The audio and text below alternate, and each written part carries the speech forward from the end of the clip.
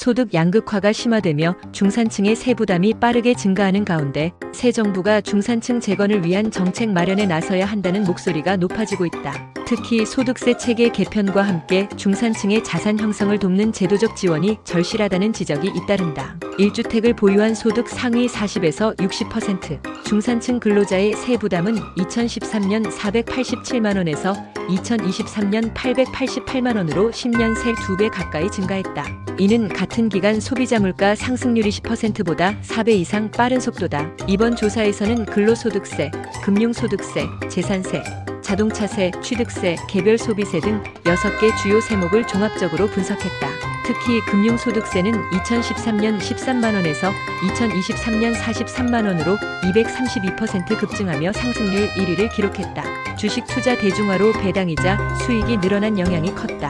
근로소득세 또한 105만원에서 230만원으로 119% 증가해 소득 증가에도 불구하고 중산층의 실질 부담은 커지고 있는 것으로 나타났다. 현행 근로소득세는 6에서 45%의 8단계 누진세율 구조지만 5천만에서 1억 5천만원 구간에 해당하는 중산층 구간에서 세율 급등 현상이 집중되고 있다. 이에 비해 1억 5천만원 초과 고소득자 구간은 38에서 45%로 상대적으로 완만하게 상승한다는 점에서 형평성 문제가 제기된다. 전문가들은 과표 구간 세분화와 세율 완화가 필요하다고 강조한다. 예컨대 5천만에서 8,800만원 구간을 24%에서 20%로 8,800만에서 1억원 구간 신설 후 25%, 1억에서 1억 5천만원 구간을 30%로 조정하면 세부담의 불균형을 완화할 수 있다는 분석이다. 안만식 이현 세무법인 대표 전 한국세무학회 부학회장은 중산층 구간의 실효세율을 20%대로 조정하고 과표 기준을 시대에 맞게 재설정해야 한다고 말했다. 금융소득세 역시 개선이 시급하다. 현행법상 이자 배당 등 금융소득이 연간 2천만 원을 초과하면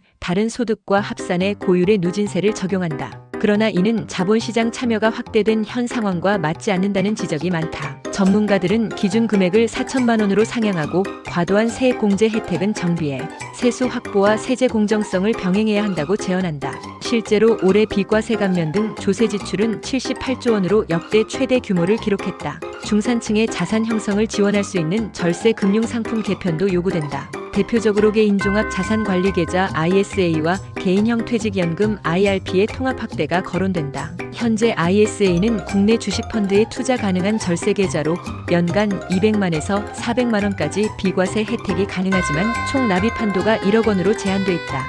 전문가들은 이를 2억 원 이상으로 확대하고 ISA 자금을 IRP로 전환할 경우 추가 세제 혜택을 부여해 노후 준비와 자산 축적을 동시에 도울 수 있도록 해야 한다고 주장한다. 강성진 고려대 경제학과 교수는 복지제도는 저소득층 중심으로 운영하되 저축 여력이 있는 중산층에는 세제 인센티브가 결합된 실효성 있는 금융상품이 필요하다고 말했다. 정부 부처별로 엇갈리는 중산층 기준의 통일도 시급한 과제로 꼽힌다. 현재 기획재정부는 평균 임금 200%인 연 8,400만 원 월 700만 원을 중산층 기준으로 보는 반면 보건복지부는 기준 중위소득 100%인 연 7,308만 원 월 609만 원을 기준으로 삼고 있다. 정책 효과성을 높이기 위한 일관된 기준 정립이 필요하다는 지적이다. 또한 사교육비 경감 역시 중산층 회복의 열쇠로 꼽힌다. 통계청에 따르면 2023년 초중고교생 사교육비는 29조 2천억 원으로 4년 연속 사상 최대치를 기록했다. 전문가들은 입시 변화가 사교육 수요를 자극하는 만큼 입시 예고제를 도입해 제도 예측 가능성을 높이는 것이 필요하다고 조언한다. 양정호 성균관대 교육학과 교수는 중학교 입학 시점부터 대학 입시 구조를 예측할 수 있도록 제도를 고정해야 사교육 과열을 막을 수 있다고 말했다.